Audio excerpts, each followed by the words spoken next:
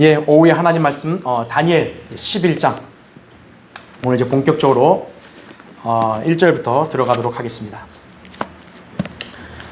그 다니엘 11장이 그 예언이 어떤 그런 정확한 성취를 또 보여주는 장이다 보니까 중요해서 제가 지난주에는 이제 서론 내용들을 좀 길게 했죠.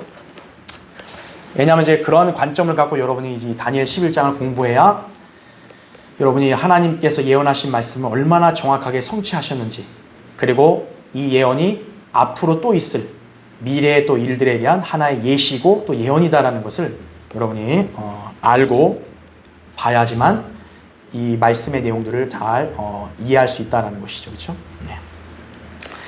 자, 그래서 지난주에 뭐 내용 설명을 다 했기 때문에 오늘은 이제 바로 1절부터 들어갈 텐데요. 자, 주요 개요를 보면 일단 페르시아의 멸망과 그리스 제국의 분열에 대해서 이렇게 내용을 설명하고 있습니다. 지금 11장의 핵심은 뭐냐면, 핵심적인 내용은 그 그리스 제국이 분열되고 나서 이제 북쪽 나라와 남쪽 나라의 왕이 서로 전쟁하는 그런 역사적 사실들을 주로 기술하고 있는 거기 때문에 거기가 이제 비중을 거의 다 차지하고요. 그런 상황에서 이제 그 남쪽 나라, 북쪽 나라의 그 왕들이 어떻게 나왔는지를 설명하기 위해서는 그 전에 페르시아가 어떻게 되고 또 그리스가 어떻게 왔고 또 어떻게 분열됐는가가 설명이 돼야 될 거 아니에요. 그렇죠? 그래서 그 부분에 대한 언급이 여기에 간략하게 나오는 거예요. 사실 그리스 제국, 알렉산더가 그 강성하게 됐다가 일찍 죽고 분열된 거는 다니엘 8장에서도 이미 설명을 했었죠. 그래서 11장에서는 이제 그걸 또 간략하게만 이제 언급을 하고, 그 중에서 이제 분열된 네 나라 중에 남쪽 나라, 북쪽 나라에 대한 행보를 다루고 있다, 이렇게 보시면 됩니다. 자, 11장 거기 1절부터 2절을 볼게요. 또 메대인 다리오의 첫째 해에 나 곧 내가 서서 그를 지지하고 힘을 돋우어 주었느니라. 이제 내가 진리를 내게 알려주겠노라. 보라, 페르시아에서 아직도 새 왕이 일어날 것이요 넷째는 그들 모두보다 훨씬 더 부요하게 될 것이라. 그의 부로 인한 힘으로 그가 그리스 나라를 대적하여 모든 사람을 선동할 것이라, 이렇게 말씀하고 있습니다. 자, 먼저 교환을 보세요. 첫 번째 보면 또 메대인 다리오의 첫째라는 말이 나옵니다. 자, 메대인 다리오라는 말은 여러분이 그 다니엘 5장 예전에 공부할 때 바빌론 마지막 왕 벨사살이 그 하나님 전의 기명으로 술잔치 벌이다가 그날 밤에 멸망했잖아요. 그때 쳐들어와서 칼데안들을 물리치고 메디아인 다리오가 왕국을 접수했다 그랬죠. 바로 그 왕을 말하는 거예요. 자, 그러면 이 1절의 말씀이 메대인 다리오의 첫째에 나하고 내가 서서 그를 지지하고 힘을 돋워주느니라 라고 했을 때 이 시점은 BC 538년이란 말이죠. 그래서 다니엘 9장에서의 상황과 역시나 맞다고 보면 되는 거예요. 근데 중요한 게 뭐냐면 이 다니엘 9장에서 이 그 상황에서 이 내가 그를 지지하고 힘을 돋워줬다라고 했을 때, 여기서 내라고 했을 때 나는 누구를 말하냐면 주의 천사를 말합니다. 그러니까 주의 천사를 말하고 여기에 그를 지지하고 힘을 돋워줬다 할 때 그는 이 10장의 문맥으로 이렇게 미루어 보건대 미카엘을 말한다는 거예요. 천사장 미카엘을. 자, 그러면 여러분 여기서 어떻게 해석을 할 수 있겠어요? 주의 천사가 서서 미카엘을 지지하고 힘을 돋워줬다라는 말씀이 되겠죠. 그럼 지금 이거는 다니엘 10장의 상황과는 다른 거예요. 왜냐하면 다니엘 10장은 오히려 거꾸로 어떻게 됐어요? 주의 천사가 페르시아의 통치자에게 가로막혔다가 미카엘의 도움으로 왔잖아요. 그래서 주의 천사가 나를 지지해 줄 사람은 미카엘밖에 없다 그랬죠. 그러니까 다니엘 10장에서는 미카엘이 오히려 주의 천사를 지지해 줬는데, 지금 여기서 말씀하는 건 뭐예요? 그 이전에는 주의 천사가 미카엘을 오히려 붙들어 준 적도 있었다라고 여기서 얘기를 하는 거겠죠. 그렇죠? 네. 자, 그렇게 보시면 구분해서 보시면 되겠고요. 자, 두 번째 보세요. 이제 내가 진리를 내게 알려주겠노라. 보라, 페르시아에서 아직도 새 왕이 일어날 것이요 넷째는 그들 모두보다 훨씬 더 부요하게 될 것이라, 이렇게 말씀하고 있습니다. 자, 밑에 보세요. 괄호 1번. 이 시점은 아직 페르시아가 건재한 때죠. 지금 다니엘에게 주의 천사가 말씀하는 이 상황은요, 대략 BC 533년경 이렇게 되거든요. 그러면 다니엘의 코레스가 집권한 지 2, 3년밖에 안 되는 때예요. 그러니까 페르시아가 이제 계속 부강하게 되는 그런 상황인 거죠. 그리고 그리스란 나라는 어떻게 했어요? 페르시아가 지금 한창 확장되어가는 시점이다 보니까 그리스란 나라는 어떻게 보면 세계 제국으로 등장하기도 훨씬 이전이죠. 그렇죠. 더구나 앞으로 페르시아에서 일어날 왕들 중에서 넷째는 그 이전 왕들보다 더 부유하게 될 것이요, 그 부에서 나오는 국력을 이용하여 그리스 나라를 대적하여 모든 사람을 선동할 것을 예고한다 이거죠.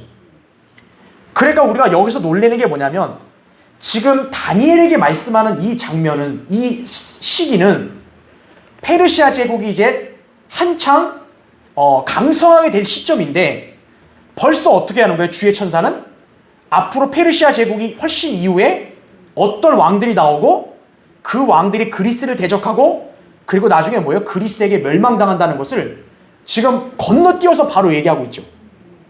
그래서 이게 바로 예언이라는 거예요, 이게. 그러니까 성경은 단순한 인간이 과거 사실을 기록한 책이 아니라 이거는 미래의 예언이라는 거죠. 다니엘이 지금 서 있는 현재는 한창 페르시아가 커가는 시기인데, 오히려 주의 천사는 페르시아가 쇠퇴해가고 그리스가 나올 거를 벌써 그 시기를 얘기하고 있으니 다니엘 입장에서는 이거 훨씬 미래인 거죠. 그렇죠? 자, 그래서 페르시아에서 앞으로 뭐라 그래요? 2절에 보니까 새 왕이 일어날 거다라고 합니다. 그리고 그 다음 중요한 표현이 있어요. 넷째라고 합니다. 넷째. 넷째가 그들 모두보다 훨씬 더 부유하게 된다라고 하죠. 즉, 이 넷째 왕은 기존의 왕들보다 어때요? 더 부유하고 권세가 막강해진다는 걸 말하는 거예요. 자, 그럼 이 넷째 왕이 누구냐라는 거죠. 자, 밑에 보세요. 괄호 2번. 그러면 여기서 넷째 왕은 누구인가? 우리는 성경에 등장하는 페르시아 왕들의 목록을 다음과 같이 정리할 수 있다 그랬어요. 그래서 지금 제가 이 교환에 쓴 거는요, 우리 말씀보존학회에 그 신구약을 관통하는 성경 지도가 있어요. 그 성경 지도 책에 나온 내용을 제가 발췌한 거예요. 그러니까 여러분이 그 책을 보면 어차피 똑같은 내용이니까 그냥 여기서는 간략히 우리가 눈으로 보고 넘어갈게요. 자, 성경에서 이 페르시아 제국을 다룰 때 페르시아의 왕조의 그 왕들을 등장시킬 때 딱 이 정도만 등장시키는 거예요. 자, 먼저 보세요. 1번 다리오입니다. 다리오. BC 539년부터 537년까지 사람인데 7년까지 집권했는데 메디아인이며 코레스의 외삼촌이다 이거죠. 코레스가 바빌론을 정복할 당시 정복 왕국의 초대 왕이 되었다라고 했어요. 그러니까 페르시아가요, 당시에는 다니엘 제국이 아니라 메디아인들과 연합 왕국이에요. 그래서 우리가 부를 때 메데 페르시아라고 부르는 거예요. 근데 그 당시에는 페르시아의 코레스가 분명히 정복을 했지만 메디아인들의 세력이 워낙 강했다고요. 그래서 메디아인의 왕인 다리오를 초대 왕으로 일단 먼저 등극이 되는 거예요. 그래서 이 다리오 왕은 우리 예전에 배웠죠? 다니엘 6장에 사자굴 사건 때 나왔던 바로 그 다리오 왕인 거예요. 자, 그 다음에 2번 코레스입니다. 바빌론을 정복하기 전 BC 559년에 이미 페르시아 왕이 되었으나 다리오가 죽은 후 BC 536년에 새롭게 왕으로 등장한다라는 거죠. 성경에서는 이때를 코레스 왕 제1년이라고 말한다 이거죠. 자, 코레스 왕이 중요한 이유가 왜 그래요? 코레스 왕은 어떤 인물이에요? 포로로 잡혀있는 유다 백성들을 원래 예루살렘으로 귀환시킨 인물이죠. 그게 코레스 1년 때 한 일이죠. 그러니까 이전에 다리오 왕 2년 통치가 끝나고 나서 코레스가 이제 페르시아 제국의 왕으로 등극할 때 이 왕이 이걸 먼저 했다는 거죠. 유대인들을 성전 재건하라고 귀환시켰다라는 거죠. 그래서 바빌론을 정복한 후에는 바빌론 제국의 계승자로 자신을 제시하기도 했다라는 거죠. 에스라 5장 13절에 보면요, 코레스를 갖다가 어떤 왕이라고 부르냐면 바빌론 왕이라고도 불러요. 아니, 코레스는 페르시아 왕 아니에요. 근데 왜 바빌론 왕이라고 성경에서도 부르냐면 그가 바로 바빌론 제국을 점령했기 때문이에요. 정복하고 통치했기 때문이에요. 그래서 느부갓네살이 어떻게 보면 계승자랑 똑같은 거예요. 그래서 이 자를 바빌론 왕이라고도 부르기도 하는 거예요. 페르시아 왕이지만. 자, 그래서 세속 역사에서는 이 코레스라를 어떻게 부르냐면 코레스 2세 또는 코레스 대왕이라고 불러요. 여러분 보통 우리 역사 보면 그냥 평범한 왕들은 그냥 왕이라 부르고 좀 업적이 훌륭하면 우리가 대왕이라 부르잖아요. 우리나라 대왕이 2명 있잖아요. 세종대왕하고 광개토대왕. 그러니까 이 코레스도 어때요? 역사적으로 볼 때 업적이 대단하다 그래서 대왕이라고 부르는 거죠, 일단. 그렇죠? 자, 그 다음에 3번. 코레스 다음에 등극한 왕 아수에로입니다. 유대의 1차로 귀환한 여호수아와 수르바벨의 인도하에 진행되던 성전 공사를 그 땅에 이방인들이 방해했을 당시에 페르시아 왕이다라는 거죠. 에스라 4장에 보면 이제 유다 백성들이 귀환해서 성전의 기초를 놓아요. 근데 당시에 그 땅에 있던 대적자들이 야, 같이 하자. 그런 거예요. 니네 하나님 나도 찾을게. 근데 유다 이스라엘 사람들이 안 된다 그러니까 어때요? 이 자들이 화가 나서 왕한테 이거를 반대하는 편지를 씁니다. 그때 그 편지를 쓸 때 받은 왕이에요, 이게. 이 사람이. 아하수에로 왕이다, 그죠? 세속사에서는 캄비세스라고도 알려져 있다는 것이에요. 네. 자, 그 다음 페이지 보십시오. 그 다음에 밑에, 위에 4번. 아탁세르세스가 또 등장합니다. 자, 세속사에서는요, 이 사람을 가짜 스메르데스, 위 스메르데스라고 얘기를 해요. 왜 이 사람을 가짜라고 말하냐면, 이 스메르데스는요, 아까 우리 앞에 봤던 왕 있죠? 캄비세스. 이 캄비세스의 동생이에요. 근데 이 동생을 어떻게 하냐면, 사칭한 사람이에요, 이 사람이. 그러니까 사칭해놓고 뭐예요? 자기가 마치 캄비세스 동생 스메르데스다라고 소개하면서 반란을 일으켜서 자기가 왕이 된 거예요. 그래서 이 사람을 세속사에서 얘기할 때는 가짜 스메르데스다라고 얘기하는 거예요. 그래서 이 사람이 실제로 왕이 돼요. 그래서 당시 아까 유대인들 성전 공사할 때 방해했던 사람들 있죠. 그 사람들이 어떻게 했냐면은 이 왕 때도 또 편지를 보낸 거예요. 그래서 에스라 4장에는요, 이 둘 왕들에게 다 편지를 보낸 내용이 나오는 거예요. 그러니까 처음에 이들이 편지를 보내려 했을 때는 여기 나왔던 세 번째 나왔던 왕 아하수에로였고, 이제 그 방해 편지를 이후에 받았을 때는 이 아탁세르세스, 이 가짜 스메르데스 왕이 받았다라는 거죠. 예. 그래서 방해 편지를 보냈다라는 거죠. 그 다음에 5번. 그런데 이 가짜 스메르데스는요, 반란으로 왕이 됐지만 1년도 통치를 못해요. 바로 이 다리오 왕이 어떻게 하냐, 이 자를 물리쳐버립니다. 거기 보세요. 5번. 다리오는 BC 521년부터 485년까지 사람인데, 통치했는데, 코레스의 칙령에 따라 성전 건축을 승인해주죠. 그리고 다리오 때 성전이 완공된다라는 거죠. 왜냐하면 이 자들이 계속 편지를 보내서 막 별의별 중상모략을 다 하는 거예요. 유대인들에게 성전 건축해주고 뭐 해주면은 이제 얘네들이 마치 독립해가지고 여기 페르시아 나라에 세금도 안 내고 막 이런다고. 근데 유대인들은 분명히 얘기했거든요. 우리는 코레스 왕이 칙령을 내려서, 코레스 왕이 어떻게 했냐면은 바벨론의 느부갓네살이 성전에 있던 금은기명 가져갔잖아요. 그거를 다시 돌려줬어요, 코레스가. 그것까지도 얘기해 줍니다. 그래서 니네가 기록 찾아봐라 이거예요. 또 찾아보라고 지시해줘요. 요청을 해요. 그러니까 에스라 6장에서는 찾아보니까 코레스가 실제 그렇게 한 거예요. 그래서 이때 이 왕이 이 성전 재건을 확증해 주는 거예요. 이거는 정당하다 이거죠.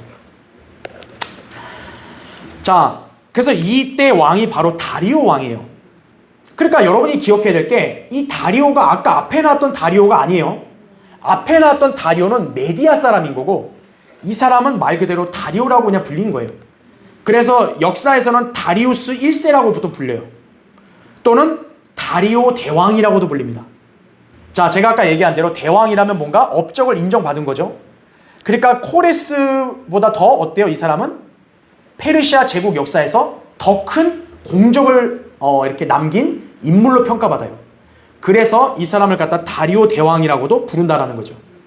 그래서 이 왕은 인도 북서부까지 정벌 했고요. 소아시아도 평정까지 했어요. 그러니까 영토를 얼마나 확장시킨 거예요. 그렇죠? 그래서 이 사람은 심지어 어떤 것까지 도모하냐면 그리스 있잖아요. 저 그리스 본토까지 침략을 합니다. 그래서 그리스 원정을 떠나서 2번이나 전쟁을 일으켜요. 그 중에 한 전쟁이 여러분도 익히 잘 들은 전투예요. 뭐냐, 마라톤 전쟁입니다. 마라톤 전쟁이 뭐예요, 결국? 이 그리스 페르시아 전쟁했다가 그리스가 이겨가지고 어때요? 그 병사가 승전고 알리려고 막 달려갔다 어때요? 도착해서 알리고 죽었죠. 그때 이 사람이 달렸던 거리가 총 42.19km예요. 그래서 마라톤이 생긴 거죠. 그러니까 마라톤 전투예요. 그때 당시에 이게. 그래서 이 다리오 대왕이 굉장히 그 페르시아를 전성기를 이룬 왕이라고 생각하시면 돼요. 그런데 이 사람이 전성기를 이뤘지만 또 한편으로는 뭐냐? 이때부터 페르시아가 이제 쇠퇴의 길을 더 걷기 시작하는 거예요. 동시에.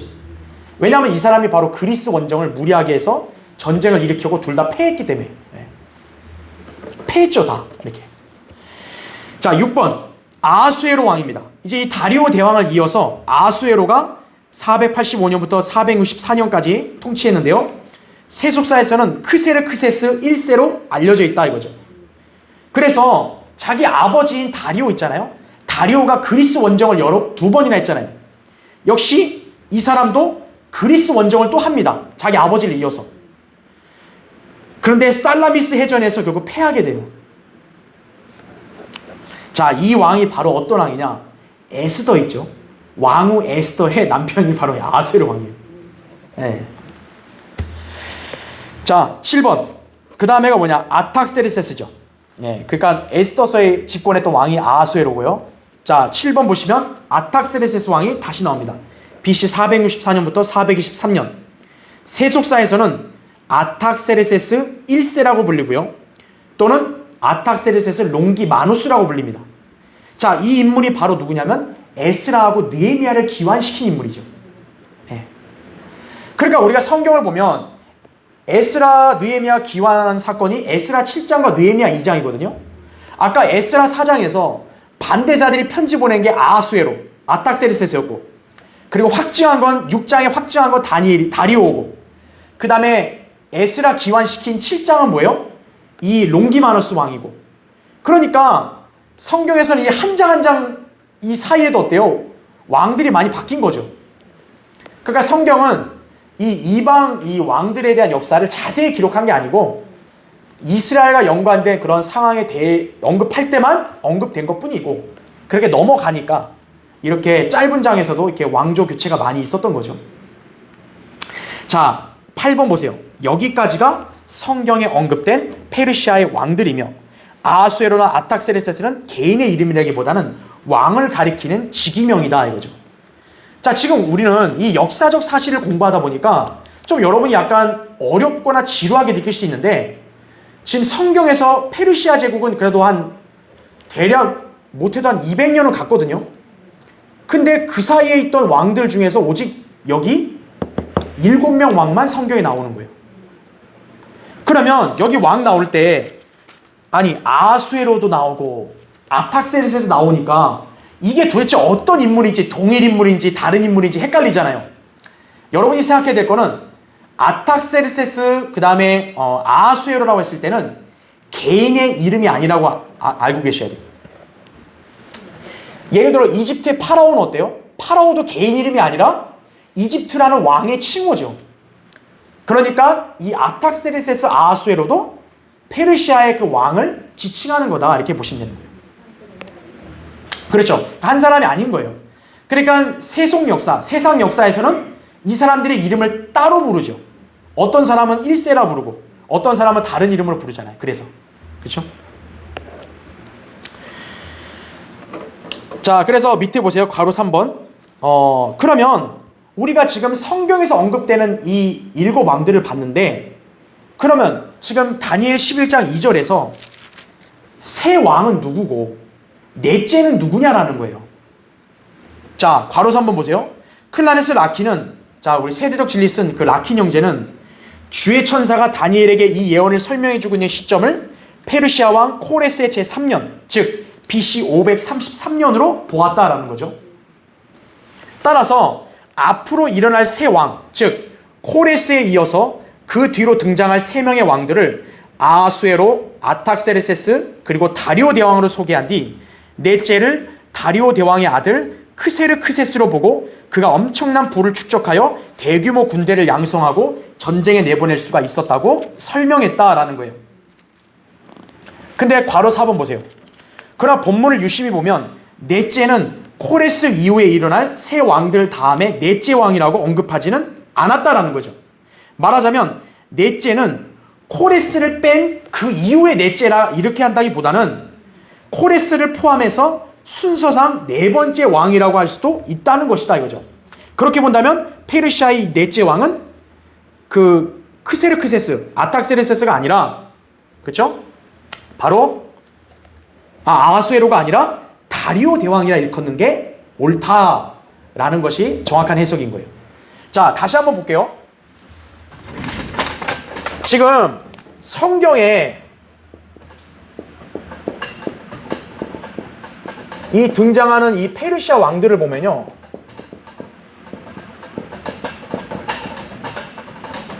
이 성경에 등장하는 페르시아 왕들은 이제 그 가장 맨 처음에 이제 메디아인 다리오죠. 메디아인 다리오입니다. 이 사람이 이제 BC 한 539년부터, 그렇죠? 아까 우리 본 대로 537년 이렇게까지. 그러니까 2년밖에 7일 안 해요. 이 사람 메디아 사람인데 이 사람 죽고 나니 어떻게 돼요? 코레스가 이제 집권을 합니다. 그래서 코레스는 이제 집권한 게 536년부터 521년까지죠.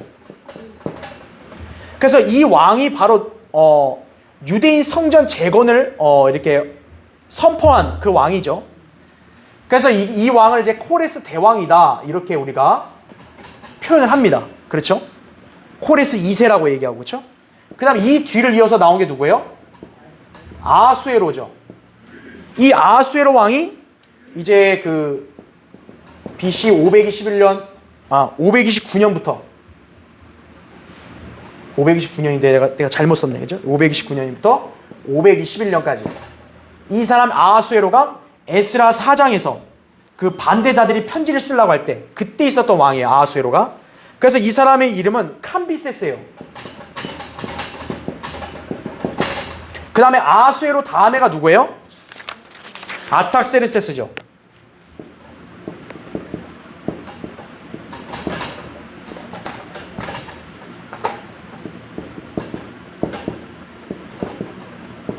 근데 이 사람의 이름은 위스메르디스, 그 가짜 스메르디스라는 거죠. 즉, 이 캄비세스 동생인데 동생을 사칭한 거예요, 이 사람은. 가짜예요. 그러니까 이 사람은 딱 1년도 채 안 돼서 통치를 하고 끝났죠, 이 사람은. 그렇죠? 그 다음에 이 사람 뒤어서 바로 나온 게 누구예요? 다리오 왕이다, 이거죠. 그래서 이 사람의 이름은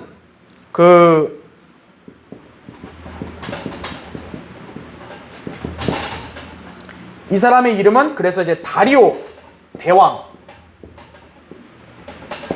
또 다리오 대제 이렇게 말하는 거죠. 그 다음에 6번째가 이제 여기 나온 대로 아하수에로. 그렇죠. 그래서 아하수에로가 이 사람이 에스더에 나오는 왕. 그 다음 마지막에 아탁세르세스. 그래서 이거를 잠깐만 다시 이게 어차피 여러분 연도를 다 아시니까 순서를 다시 한번 적어볼게요. 좀 작게. 그러니까 메디아인 다리오, 그 다음에 코레스 대왕, 그 다음에 세 번째 아하수에로죠. 이 사람이 이제 캄비세스, 그 다음에 아탁세르세스, 이 사람은 위스메르디스. 그러니까 가짜라는 거죠. 그 다음에 다리오 대왕이다. 그 다음에 다리오 대왕의 아들이 이제 아하수에로. 이 사람의 이름은 여기 아하수에로 나온 대로 크세르크세스 1세.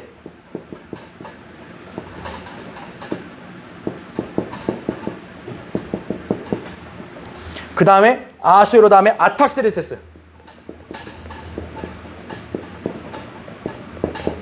이 사람의 이름은 롱기마누스다라는 거죠.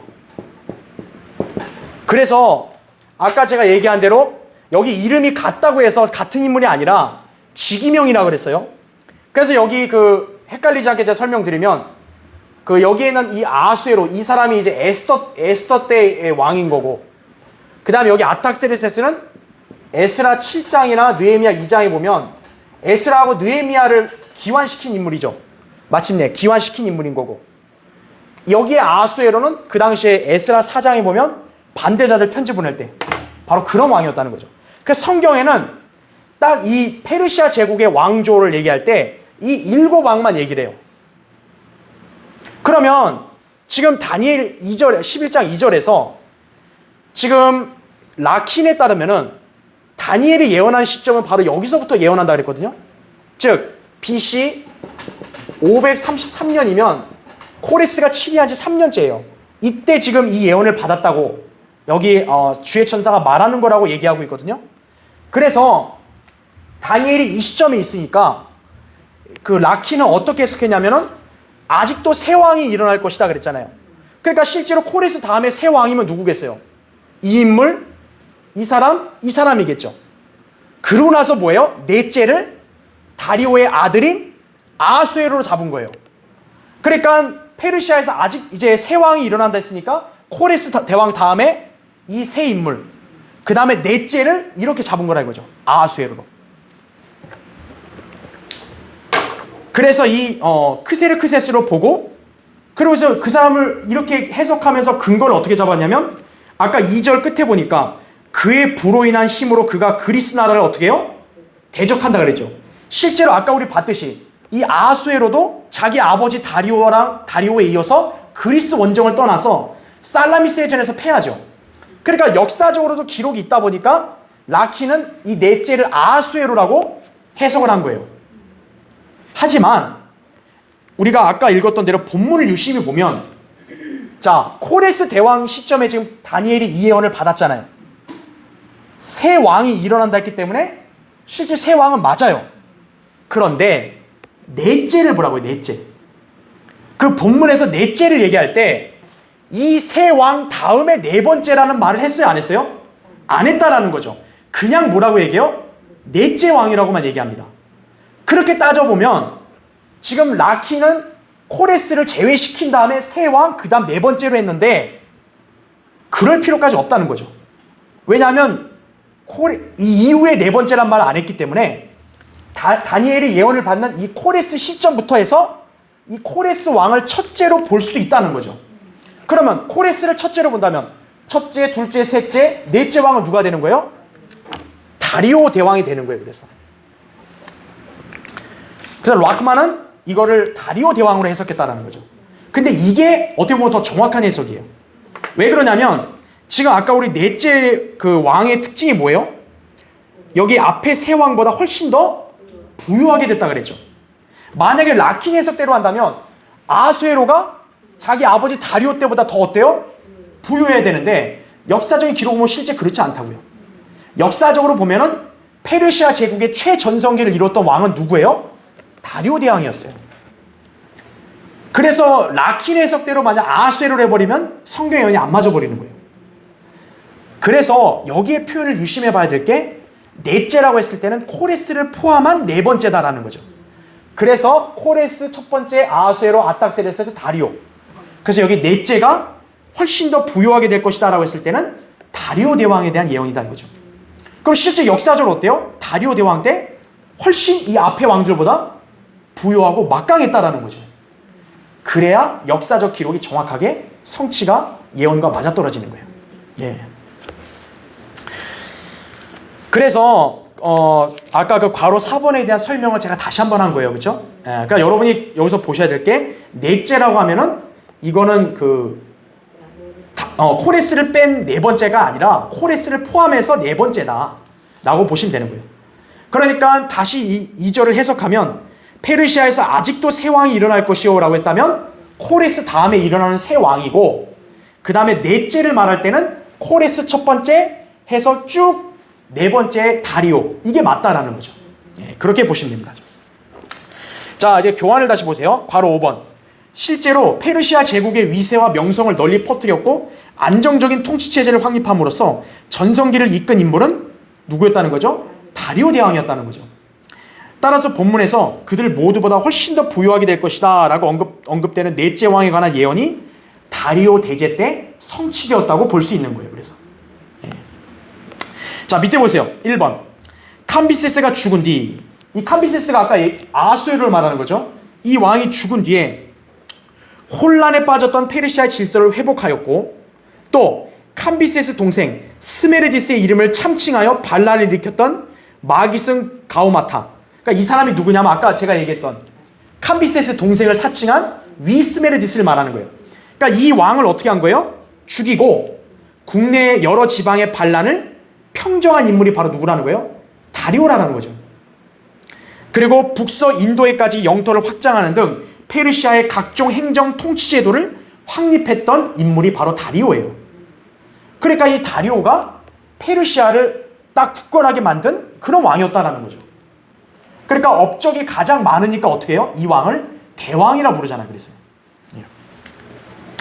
자, 2번 보세요. 동그라미 2번.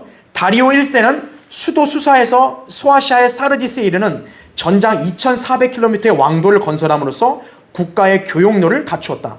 그래서 역전제를 채용하여 중앙정부의 명령이 지방 전역에 신속하게 전달될 수 있었고, 평시에는 상업 교역로로, 전시에는 군수 수송로로 활용되었다라는 거죠. 오늘날 따지면 뭐예요? 도로 정비를 엄청 잘해놓은 거예요. 무려 몇 킬로요? 2400km요.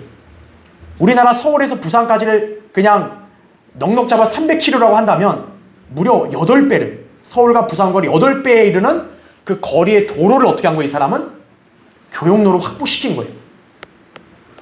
여러분, 그 당시에 도로 이 공사가 왜 중요하냐면 그걸로 수송을 해야 되잖아요. 교역을 해야 되잖아요. 무역을. 그렇죠? 그러니까 이런 도로를 정비함으로써 교통을 발전시켜야 어떻게 돼요? 무역이 활성화되고 경제가 더 발전할 수 있는 거죠. 그러니까 다리오 왕은 그렇게 했다라는 거예요. 그리고 이 그 각각마다 역전제, 그 말을 이렇게 보관해놓은 장소를 넣어서 어때요? 말 타다가 말이 지치면 다른 말로 갈아타고, 그렇게 해야지 어떻게 돼요? 소식을 빨리 전할 수 있겠죠. 이 사람이 그런 제도를 체제를 갖췄다라는 거예요. 그러면 그 도로가 평시에는 어떻게 하냐? 상업 교역로로 이용하는 거예요. 즉 상업, 서로 무역하는 걸로. 근데 전쟁 때는 어떻게 하는 거예요? 보급로로. 왜냐하면 병사들 먹을 거, 병사들을 싸울 거를 다 보급해야 될 거 아니에요. 그 보급로로 사용했다라는 거죠. 자, 밑에 동그라미 3번 보세요. 또 이 왕은 화폐 제도를 확립하여 금화를 주조하는 등 상품 유통의 원활화를 꾀했다라는 거예요. 여러분, 화폐 제도를 그렇게 잘 꾀하면 어떻게 되겠어요? 돈이 잘 들어오겠죠. 그래서 아까 우리 본 말씀대로 그들 모두보다 훨씬 더 부유하게 될 것이라는 성경의 예언이 성취가 된 거죠. 그러니까 역사의 이 역사적 사실이 성경의 예언이 참이라는 걸 확증해 주는 거예요. 이렇게. 자, 밑에 보세요. 동그라미 4번. 다리오 1세는 다뉴브강을 건너 스키타이안을 정벌하 했고 BC 492년과 490년 두 차례에 걸쳐서, 그 다음 페이지, 그리스를 본토를 향해 전쟁을 일으켰다. 페르시아 전쟁으로 불리는 이 전쟁은 다리오 1세와 그의 아들 크세르크세스 1세에 의해서 이루어졌다라는 거죠. 이때 벌어진 전쟁이 우리가 잘 아는 유명한 마라톤 전쟁이 이때 난 거예요. 그러니까 사실 페르시아 제국이 이 다리오 때 한참 정성기였는데 동시에 쇠퇴의 길을 가게 된 출발점이 된 게 뭐냐면 무리한 원정을 했다는 거죠. 그리스로. 땅을 넓히려고 그리스까지 치고 들어갔는데 다 패한 거예요. 결과적으로. 심지어 자기 아들까지도 그리스 원정 갔는데 그 해전에서 다 패해버린 거예요. 자, 밑에 보세요. 동그라미 5번. 이로써 본문에서 넷째 왕이 그의 부로 인한 힘으로 그가 그리스 나라를 대적하여 모든 사람을 선동할 것이라고 예언했는데, 이 말씀을 정확하게 성취한 인물은 다리오 대제였음이 입증된다라는 거죠. 그러니까 그리스 나라를 이 사람은 한 번도 아니고 두 번이나 대적했다라는 거죠. 그러니까 성경의 예언이 너무나 맞아떨어지는 거예요. 물론 그리스 원정은 모두 페르시아 측의 실패로 끝났지만 다리오의 공적과 명성은 세계 제국으로서의 페르시아의 위세와 함께 널리 알려져 그는 세속사에서 대제 혹은 대왕으로 불린다라는 거죠. 여러분 그 예전에 우리 다니엘 8장 강의할 때 기억나세요? 다니엘 8장에서 순양과 순염소가 싸워서 어떻게 했어요? 순양이 처음에 강했고 뒤에 순염소가 순양을 들이받아서 순양 죽었죠. 그때 순양의 뿔이 양뿔이 있었는데 한쪽 뿔이 더 길다 그랬죠. 그게 그때 당시에 제가 설명할 때 다리오 왕이라고 한번 말씀드린 적이 있었죠. 그렇죠? 그래서 그 작은 뿔은 코레스, 다리오 이렇게.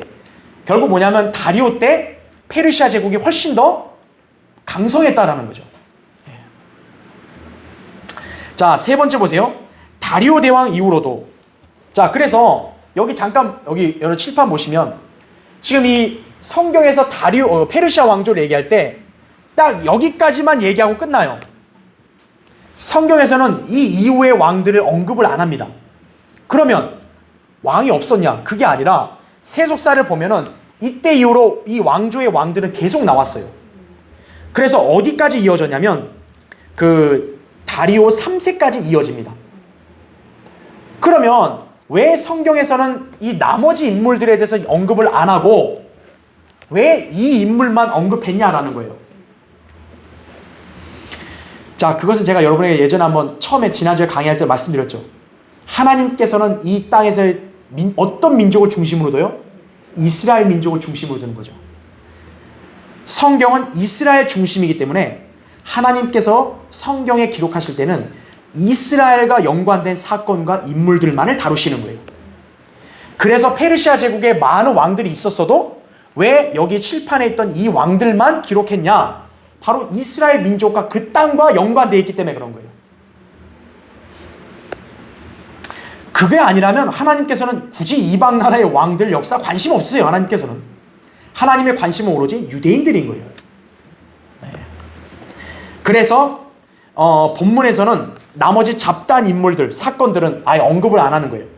그래서 성경에는 딱 페르시아 왕조는 이 왕들까지만 임명하고 언급하고 그 뒤로는 확 건너뛰어서 어때요?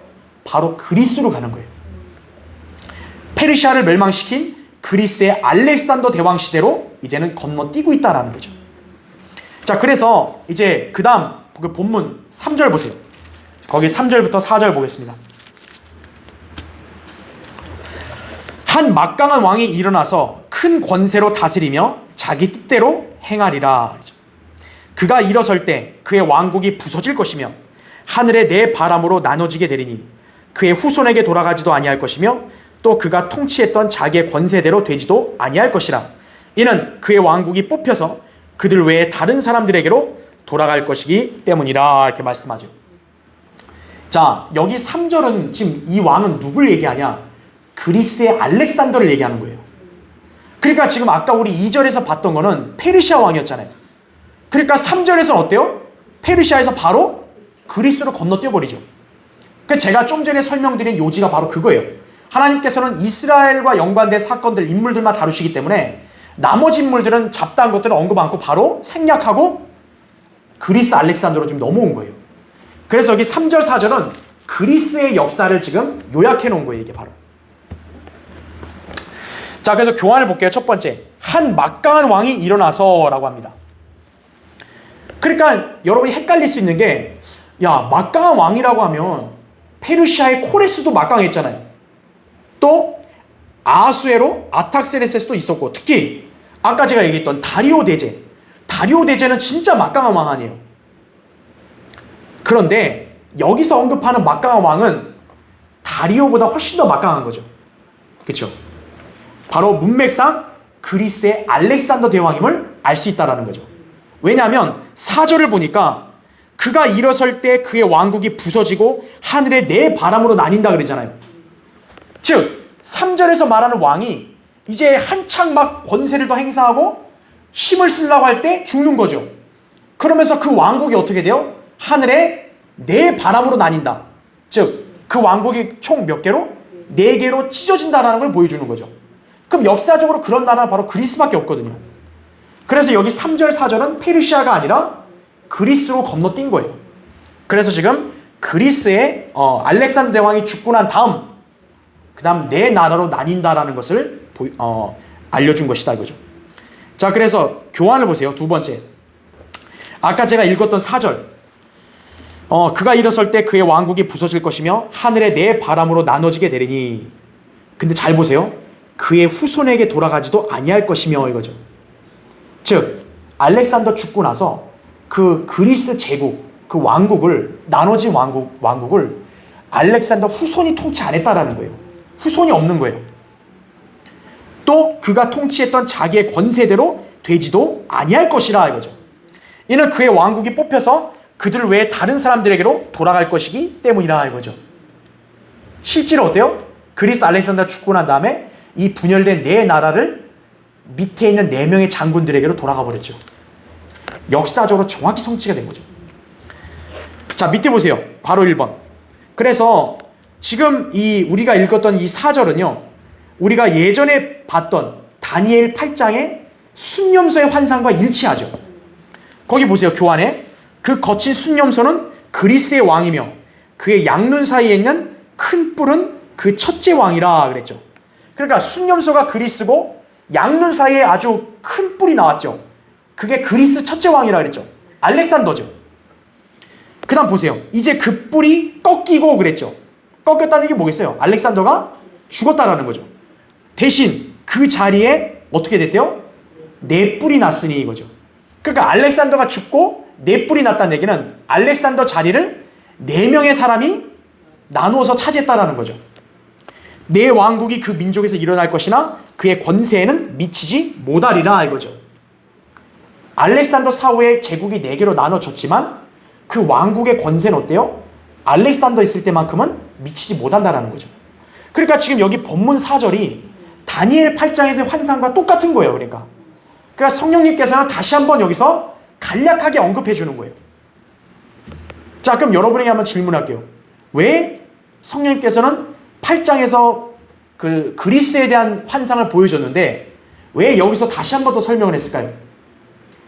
이 다니엘 11장에서 앞으로 다룰 남쪽 왕과 북쪽 왕이 바로 그 그리스 분열된 왕국들에 속하기 때문에 그런 거예요. 즉 그리스 왕국이 분열될 때 동서남북으로 분렸단 말이에요. 그렇죠?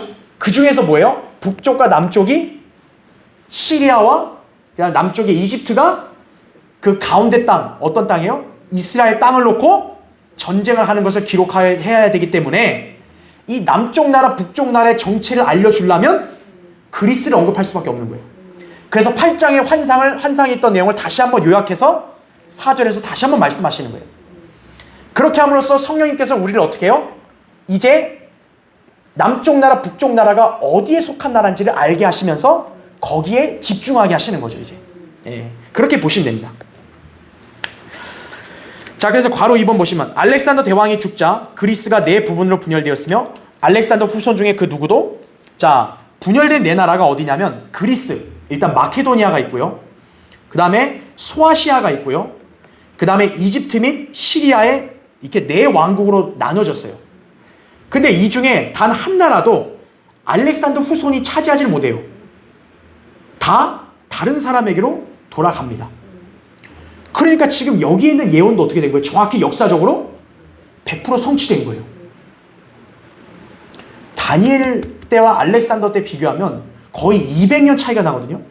그러니까 다니엘은 벌써 200년 전에 그리스 알렉산더가 죽고 나면 내 나라를 후손이 아닌 다른 사람들이 차지할 것이라는 것을 미리 예언한 거예요. 벌써. 성경은 이런 책이라는 거예요. 그러니까 이 성경을 믿지 않는 사람들은 이게 도저히 못 믿겠다라는 거예요. 아니 어떻게 200년 전에 200년 뒤에 있을 일을 역사적으로 이렇게 정확히 맞추냐 이거예요. 그러니까 이거는 다니엘이 예언한 게 아니라 나중에 시간 다 지나서 어떤 학자들이, 어떤 불명의 학자가 어때요? 지난 역사를 그냥 기록한 거다, 이렇게. 그 멍청한 사람들이 그렇게 얘기하는 거죠. 성경을 믿지 않는 사람들이.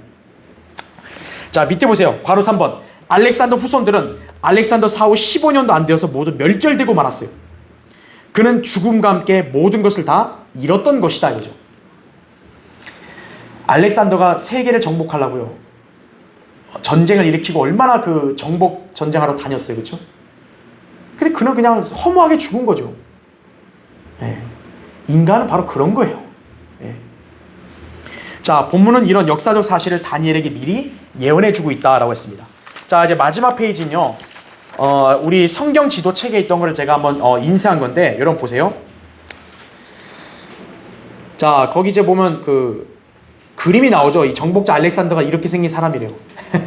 참고로 보시고, 밑에 보면 알렉산더의 계승자들이 나오죠. 자, 바로 여기 이게 아까 우리 다니엘 11장 4절에서 설명한 내용 그대로가 역사적으로 성취된 거예요. 그러니까 여러분이 제가 복사해낸 이걸 한번 읽어보시면 여러분이 더 이렇게 이해가 될 거예요. 아하, 그리스라는 나라가 네 나라로 분열되었잖아요. 그래서 거기 오른쪽 보세요. 거기 오른쪽에 보면 1번 보세요. 자, 그래서 네 나라로 분열되는데 각각 4명의 장군들이 이 분할된 찢어진 영토를 차지해서 왕국을 통치하는데요. 1번 보시면 카산드로스.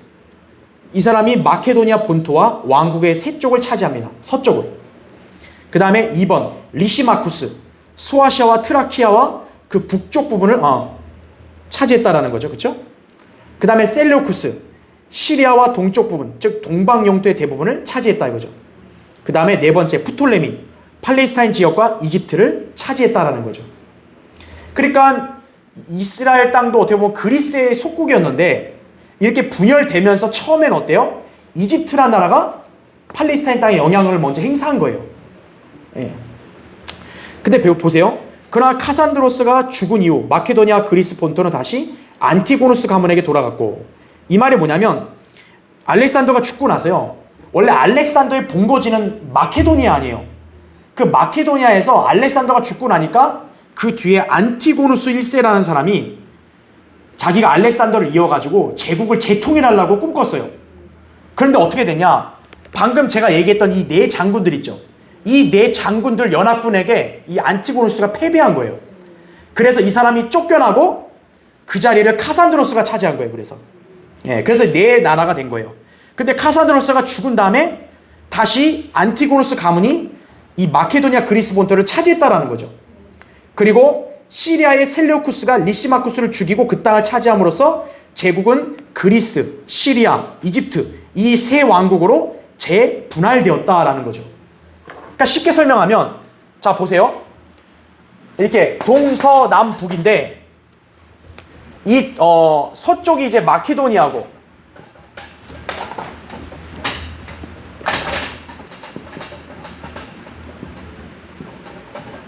그쵸? 북쪽이 지금 이제 여기 나왔죠. 소아시아, 트라키아죠. 그 다음에 여기 동쪽이 이제 시리아, 셀레우쿠스 왕조입니다. 그러니까 남쪽이 이집트예요.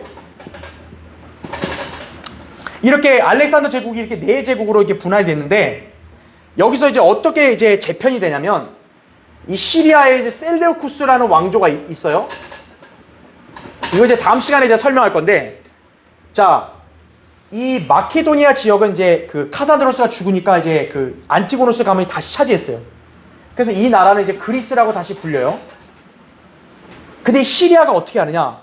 이 소아시아 왕이었던 아까 리시마쿠스 있죠. 이 자를 어떻게 하느냐? 이 셀레우쿠스가 전쟁을 차지해서 죽여요. 그래서 이 시리아가 어때요? 소아시아를 먹어버리는 거예요.